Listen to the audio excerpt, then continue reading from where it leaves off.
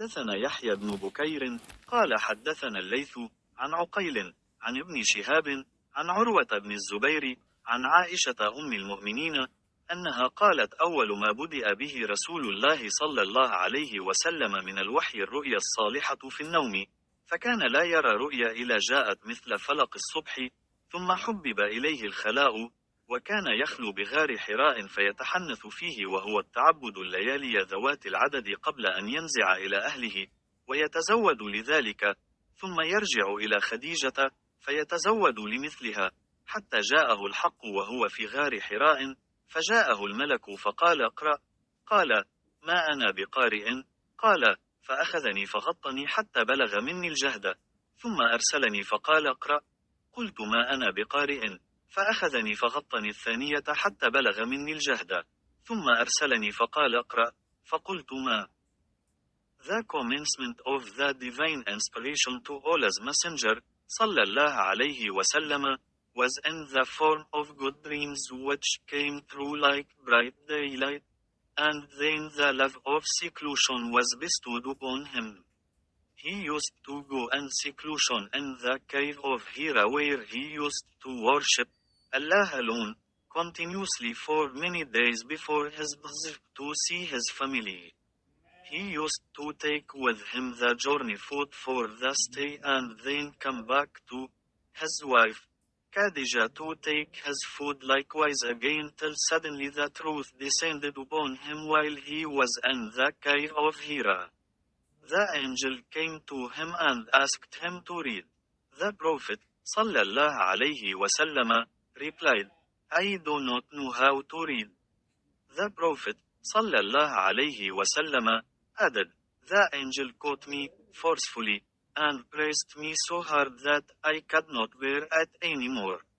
He then released me and again asked me to read, and I replied, I do not know how to read. Thereupon he caught me again and pressed me a second time till I could not bear it any more. He then released me and again asked me to read, but again I replied, I do not know how to read, or what shall I read? Thereupon he caught me for the third time and pressed me, and then released me and said, read in the name of your Lord, who has created all that exists, created man from a clot. Read, and your Lord is the most generous. 96.1 96.2 96.3. Then Allah's messenger, sallallahu alayhi wasallam, returned with the inspiration and with his heart beating severely. Then he went to Khadija bint Khuwaylid and said, cover me. Cover me. They covered him till his fear was over, and after that he told her everything that had happened and said, I fear that something may happen to me. Khadija replied, never. By Allah, Allah will never disgrace you.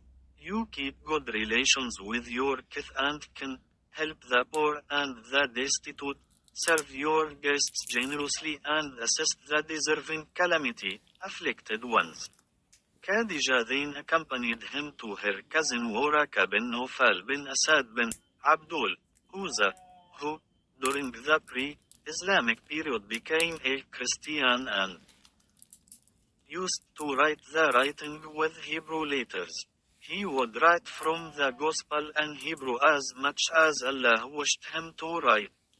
He was an old man and had lost his eyesight. Khadija said to Waraka, listen to the story of your nephew, O my cousin.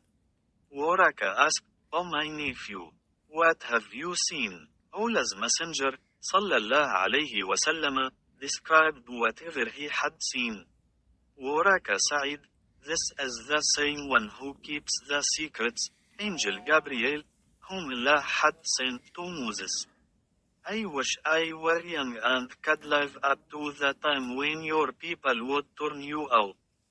Allah's messenger, sallallahu alayhi wasallam, asked, will they drive me out?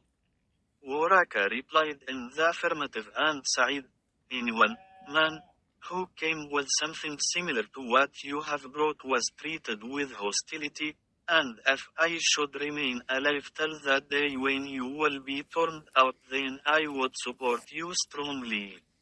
But after a few days Waraka died, and the divine inspiration was also paused for a while.